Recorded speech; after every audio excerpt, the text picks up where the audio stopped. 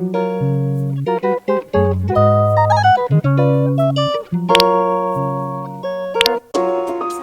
warahmatullahi wabarakatuh. Perkenalkan, saya Henyulianti. Di sini saya akan menjelaskan tentang inflasi yang dipengaruhi oleh suku bunga. Apakah terjadi kenaikan atau tidak, dan bagaimana kebijakan pemerintah dalam kasus ini. Inflasi adalah suatu keadaan perekonomian di suatu negara di mana terjadi kecenderungan kenaikan harga barang dan jasa secara umum dalam waktu yang panjang atau kontinu, yang disebabkan karena tidak seimbangnya arus uang dan barang. Kenaikan harga yang sifatnya sementara tidak termasuk inflasi, misalnya kenaikan harga barang pada saat Idul Fitri. Pada umumnya, inflasi terjadi ketika jumlah uang yang beredar lebih banyak daripada yang dibutuhkan. Menurut Sadono Sukirno, pengertian inflasi adalah suatu proses terjadinya kenaikan harga-harga yang terjadi dalam suatu perekonomian. Sedangkan menurut Bank Indonesia, pengertian inflasi adalah kecenderungan harga-harga untuk meningkatkan secara umum dan terus-menerus. Lanjut ke suku bunga. Suku bunga adalah nilai tingkat harga atau keuntungan yang diberikan kepada investor dari penggunaan dana investasi berdasarkan penghitungan nilai ekonomi dalam periode waktu tertentu. Tingkat suku bunga ditentukan oleh Bank Indonesia sesuai dengan Undang-Undang Nomor 23 Tahun 1999 tentang Bank Indonesia. Suku bunga dengan tenor 1 bulan diumumkan oleh Bank Indonesia secara berkala untuk periode waktu tertentu yang berfungsi sebagai sinyal atau sikap kebijakan moneter.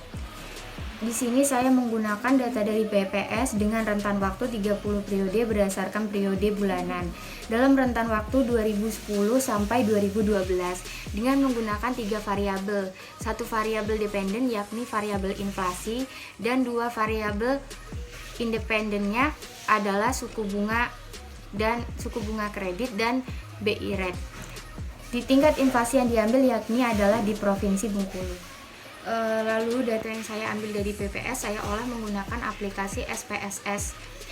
Di situ saya menggunakan metode regresi linear berganda yang terdapat dalam program perangkat lunak SPSS.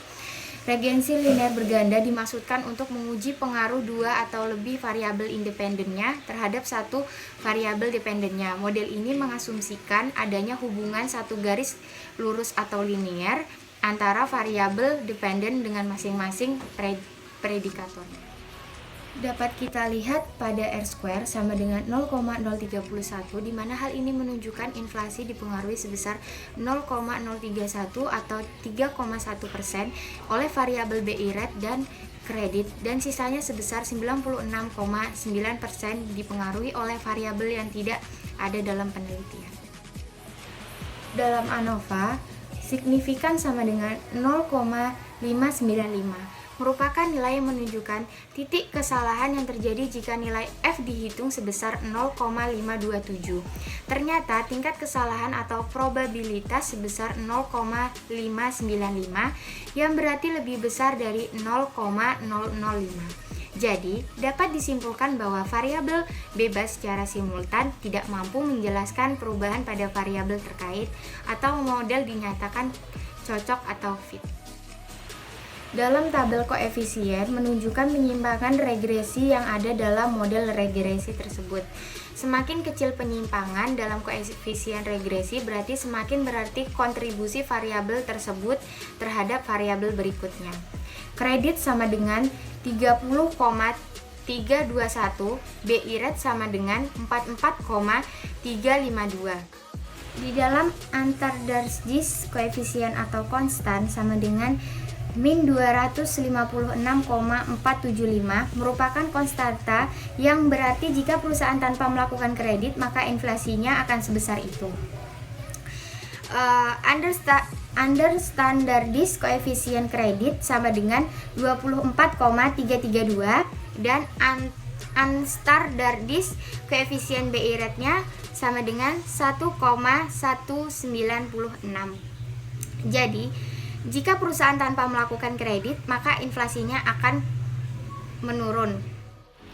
Inflasi dan suku bunga memiliki korelasi terbalik, di mana ketika inflasi meningkat, suku bunga akan turun. Demikian pula sebaliknya, ketika suku bunga turun atau rendah, permintaan terhadap pinjaman akan lebih banyak, di mana masyarakat akan memilih untuk meminjamkan lebih banyak uang daripada menabung. Hubungan inflasi terhadap pertumbuhan ekonomi. Inflasi merupakan indikator yang sangat penting dalam mengendalikan ekonomi baik secara mikro maupun makro, yang akan berdampak luas dan memiliki multiplier efek di berbagai bidang ekonomi. Terlalu tingginya laju inflasi akan menurunkan pertumbuhan ekonomi.